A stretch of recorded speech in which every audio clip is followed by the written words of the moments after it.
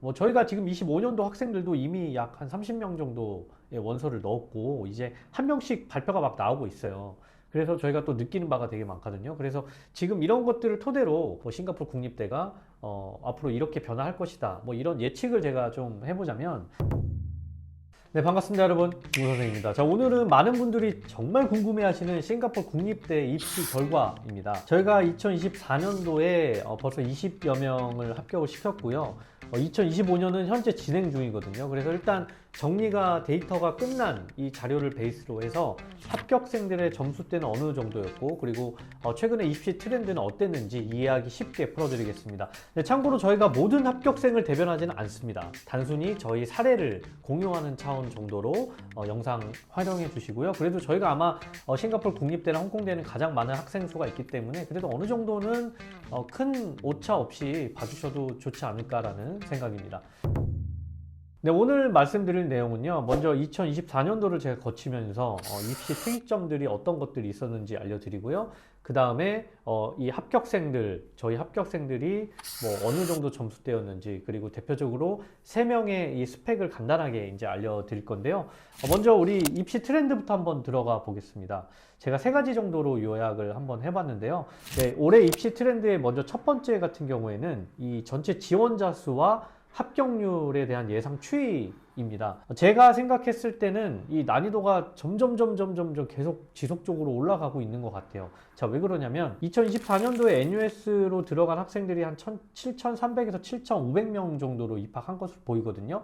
전체 지원자가 제가 봤을 때는 12에서 15만 명 정도로 예상을 하고 있어요. 물론 이게 정확하지는 않고 저희가 여러 해외 입시 자료, 이 분석 자료를 토대로 저희도 한번 예상을 해본 건데 12에서 15만 명이 지원을 했고 이 들어간 학생들이 7,300에서 7,500만 가량 되는 거면 합격률이 5에서 7%대 정도밖에 안 되는 거잖아요. 그만큼 이 난이도가 상당히 어렵습니다. 바늘구멍이죠. 더군다나 싱가포르 국립대 같은 경우에는 어떨까요? 이 싱가포르 A레벨에서 한 80% 학생들을 선발을 하고요.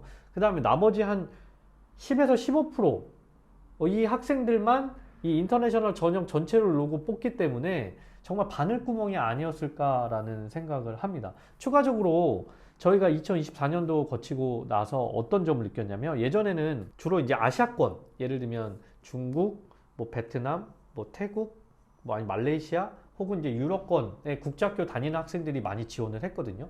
근데 2024년도에 갑자기 국내에 있는 이 국제고나 외고나 뭐 대안학교, 비인가 국제학교 이런 데서 되게 많이 몰렸어요. 저희도 되게 많았거든요, 등록생이. 그만큼 이 한국인의 입학 비율도 높아지다 보니까 경쟁률은 조금 더 어려워지지 않을까라는 개인적인 생각을 하고 있습니다. 이거는 저의 내피셜이고요. 이거 확실한 건 아니지만 저희 데이터로 봤을 때는 그렇다, 이런 이야기예요. 그래서 참고만 하시면 될 것 같고요. 다음 두 번째로 그 올해의 입시 트렌드나 올해의 입시 특이점을 설명드리자면, 대략적인 합격 점수 컷에 대해서 말씀드릴 수 있을 것 같아요. 저희가 관리했던 컨설팅 학생 수가 약 20에서 30명 정도 됐었거든요. 이 중에서 가장 많이 선택했던 학과 주요 5개를 꼽자면 경영, 그 다음에 컴퓨터, 약학, 화공학, 화학과였습니다. 네, 이 중에서 저희가 이 5개의 전공의 합격 점수를 이렇게 좀 비교를 해보니까 이 컴퓨터와 약학, 이 학과가 가장 높은 점수대를 요구했었고요. 저희 학생 기준에서는 IB 평균 최소 42, 최소 43 이상인 학생들이 안정권이었고요. 그 다음에 경영학부 같은 경우에는요, IB 평균 최소 점수가 41점, 이 마지노선이었던 것 같고 대부분 42점 이상의 학생들이 골고루 합격이 많이 나왔고요. 네, 공학계열과 순수 과학계열 같은 경우에는요, IB 평균 최소 40점이 최소치였다고 볼 수 있고요. 지금 제가 말씀드린 이 점수대 같은 경우에는 저희 합격생 기준이기 때문에 전체를 다 대변하지는 않습니다. 그리고 또 학생들의 개인의 스펙과 활동 내역에 따라 상당히 달라질 수 있다는 점을 참고해 주시기를 바라야 되고요. 전체적으로 이 싱가포르 국립대의 IB 합격선은 그래도 40점 이상은 있어야 우리가 안정권 학과들을 찾는데 수월해질 수 있었다라고 보이는 대목이 아닐까 싶습니다. 네, 다음 세 번째 입시 트렌드 특이점은요, 학부 통폐합에 따른 전공 선택의 변화입니다. 네, 제가 지난 영상에서 한번 이런 언급을 한 적이 있어요. 물론 통폐합이 된 지 1, 2년밖에 되지 않아서 추가적으로 더 지켜볼 필요는 있지만, 이런 통폐합에 따른 입결률 차이가 변수가 될 수 있다는 점을 참고해 주셨으면 좋겠습니다. 실제로 24년을 제가 거치고 보니까 많은 영향이 있었습니다. 학생들한테. 네, 과거 통폐합 전에는 같은 계열일지라도 비교적 안정적인 학과들을 우리가 추가로 2, 3지망에 쓰면 되니까 우리가 안정적인 학과를 쉽게 찾아서 합격을 받을 수가 있었죠. 근데 제가 올해 딱 보니까 한 학부에 한 개의 전공만 셀렉이 됩니다. 이게 통폐합이 된 것들이 많거든요. 그러니까 결국에는 보험사만 쓰는 전공의 선택 폭이 좁아진 거거든요. 근데 지금 NUS가 8지망까지 써야 돼요. 전공 선택에 이 학생들이 큰 어려움이 생기게 된 해가 아니었을까 싶어요. 이 통폐합된 다음에. 제가 이걸 조금 더 쉽게 예로 들어드리면 지금 2025년 기준, 경영학부 기준으로 조금 더 보면요. 원래는 경영회계 부동산 학과가 기존에는 개별 선택이었거든요. 그러니까 경영학을 쓰고 2지망으로 회계를 쓰고 3지망으로 부동산을 써도 상관이 없었어요. 예를 들면 그랬는데 이제는 이게 하나의 슬롯, 경영학부 슬롯으로 가능하게 되니까 상경계열 지원자의 경우에는 비교적 경쟁률이 낮은 학과를 다른 학부에서 또 살펴봐야 되는 상황이 발생하게 된 거예요. IB에서 했던 과목으로 도대체 어떤 전공을 선택해야 될지 약간 물음표가 생기는 거거든요. 왜냐면 경영학부 자체 경쟁률이 다 올라갈 거 아니에요. 여러 가지가 통폐합이 됐으니까. 예를 들면 부동산 학과가 경영학과보다 훨씬 더 입시 경쟁률이 낮을 건데 그냥 경영학부 통으로 돼버리니까 이게 더 입시 경쟁률이 올라갈 거 아니에요. 근데 여기가 떨어질 수 있다는 가정을 하고 또 다른 학부를 봐야 되니까 이 지점에서 학생들이 좀 많이 어려움이 있지 않았나 싶습니다. 그래서 여러분들이 25년도 이후에 접수하시는 분들은 이 부분들을 고려해서 접수할 때 여러분들이 좀 전략적으로 움직일 필요가 있지 않나라는 생각이 들기도 합니다. 그래서 꼭 참고를 잘 해주셨으면 좋겠고요. 자, 이제 본격적으로 저희가 2024년도 컨설팅 합격생 나온 사례들과 리스트를 한번 보여드리겠습니다. 제가 그 학생들을 개인정보 보호를 해야 되기 때문에 상세 내역은 공개할 수는 없고요. 그냥 데이터 정도만 이렇게 간략적으로 표로 보여드릴 거예요. 네, 지금 보시는 표가 저희 합격생들인데 2024년 기준으로는요 주로 아시아나 한국의 출신자들이 상당히 많이 늘었다고 볼 수 있을 것 같아요. 네, 한국의 국제학교에서 AP, IB 전형 등으로 5명이나 합격을 했고요. 제일 위에 있죠 지금 국내. 그리고 중국에서 4명, 또 말레이시아에서 2명, 베트남에서 2명, 싱가포르에서 2명, 그리고 인도, 필리핀, 스위스, 프랑스, 헝가리까지 상당히 많은 지역에서 저희에게 컨설팅을 받아서 20여 명 이상이 합격을 했습니다. 저희가 관리한 학생이 총 25명, 25명 정도 되었는데 대부분 좋은 결과를 얻었고요. 대부분의 학생들은 또 원하는 1지망 학교인 NUS, NTU 난양공대에 합격을 했고 추가적으로 접수한 뭐 SUTD 기술디자인대나 홍콩대, 홍콩과기대 뭐 이런 대학들도 추가 합격을 해서 다 좋은 케이스가 많이 있었습니다.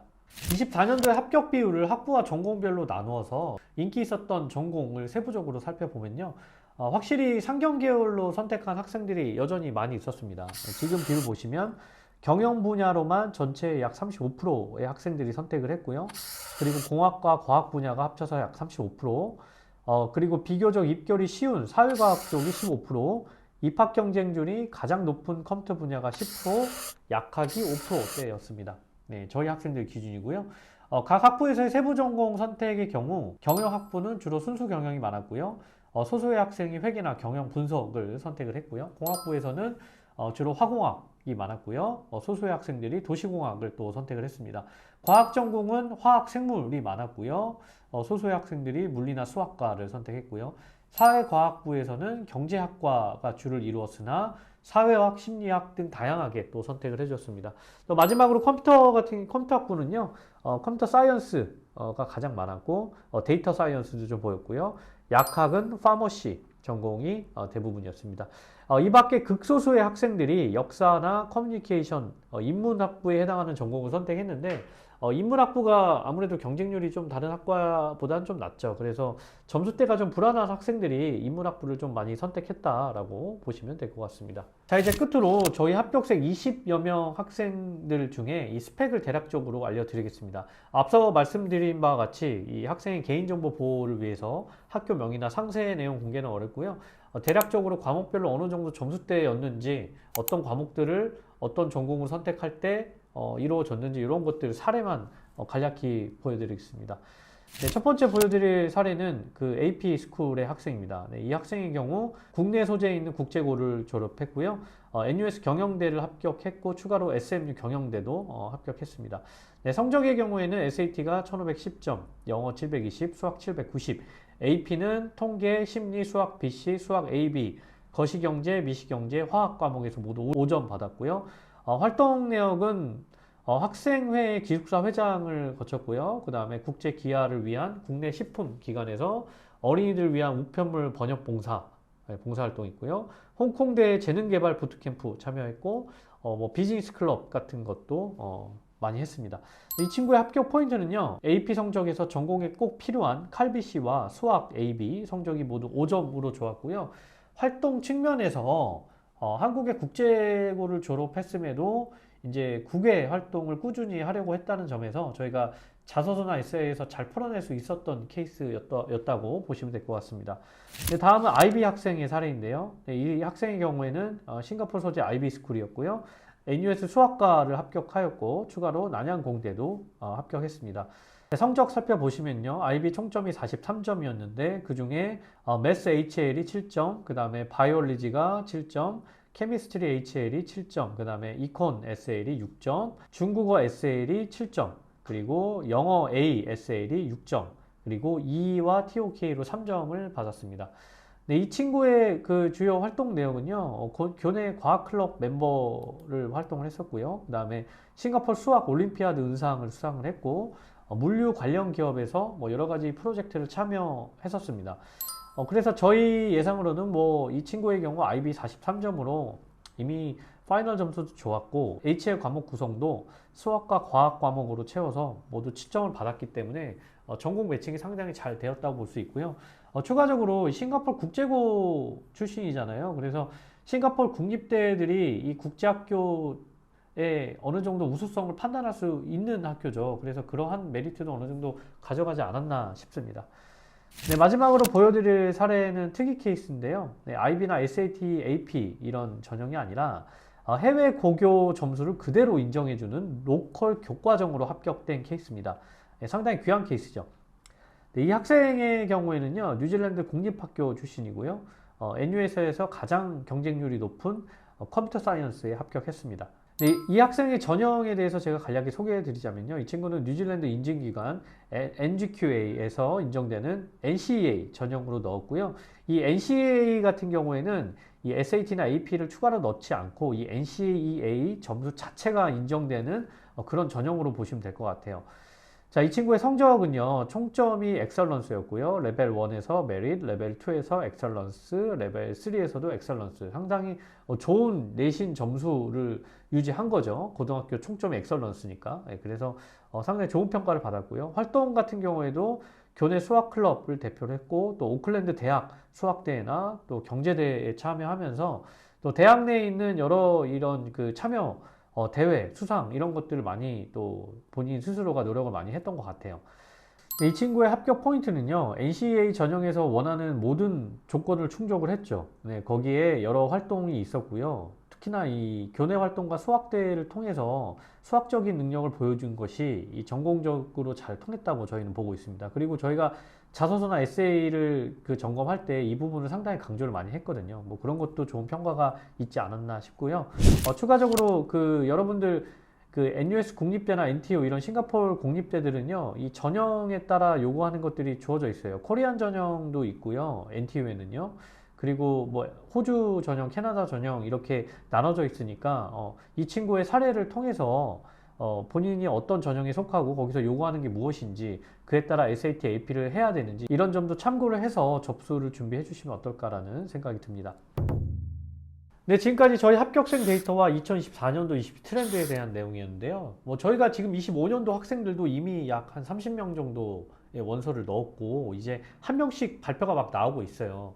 그래서 저희가 또 느끼는 바가 되게 많거든요. 그래서 지금 이런 것들을 토대로 뭐 싱가포르 국립대가 앞으로 이렇게 변화할 것이다. 뭐 이런 예측을 제가 좀 해보자면 NUS, NTU의 선발 방식이 앞으로 더욱 정성적인 평가 가중치가 높을 것으로 예상을 하고 있습니다. 정성적이라는 거는 점수만 보지 않겠다라는 거죠. 저희 합격생 데이터만 봐도 알 수 있는 부분도 있지만 지금 보이시는 이 자료 화면이 2024년 4월에 싱가포르 신문 더 스트레이트 타임즈에서 발표한 내용이거든요. NUS, NTU의 싱가포르 입시가 너무 점수 따라가는 것이 문제가 있다. 기사에 따르면 NUS, NTU는 적성 기반 입학 제도를 통해 더 많은 학생들에게 기회를 제공하려고 한다. 뭐 스포츠, 예술, 기업가, 정신, 자원봉사 활동에서 우수한 업적을 보였는지, 그리고 좌절을 경험한 학생이 그걸 어떻게 극복하였는지 그런 것들을 물어보겠다.